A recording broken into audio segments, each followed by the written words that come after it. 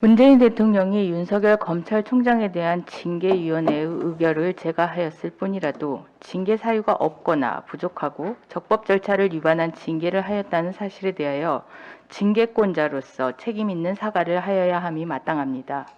그런데 혼란에 대하여 인사권자로서 사과한다고 하며 추미애 장관과 윤석열 총장에게 책임이 있다는 미꾸라지 사과를 하였습니다.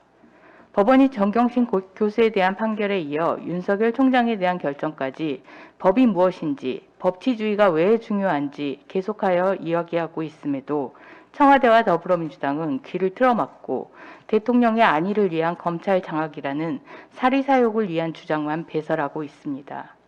이렇게 대통령이 미꾸라지 사과로 더불어민주당이 아무 말 대잔치로 멍석을 까는 이유는 또 다른 법치주의 훼손을 진행해야 하기 때문입니다.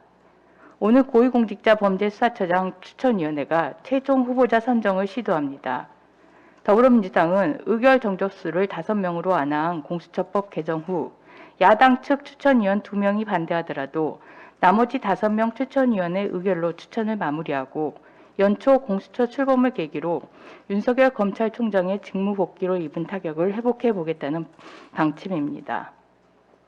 헌법재판소는 헌법이 수호하려는 최고의 가치를 자유민주적 기본질서로 이해하고 자유민주적 기본질서의 본질적 내용을 법치국가의 원리와 민주주의 원리로, 다시 법치국가의 기본 요소를 기본적 인권의 존중과 권력 분립 및 사법권의 독립으로 규정합니다.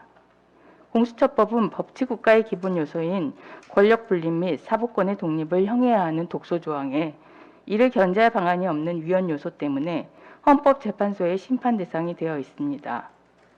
이에 더해 공수처법 개정안으로 대통령이 상권을 장악하는 위헌성까지 갖추게 되었는데, 이 개정안을 근거로 공수처장 후보를 추천한들 위헌적인 처장 후보 추천 의결이고 위헌적인 처장 임명에 불과합니다.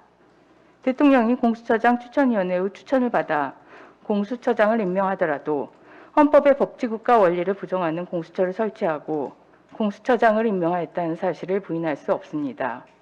결국 헌법과 법률에 위반한 권력작용의 최종 책임자는 문재인 대통령입니다. 이 시국에 대통령의 안위는 내 편 공수처가 아니라 백신이 지킬 수 있다는 사실을 상기시켜 드립니다.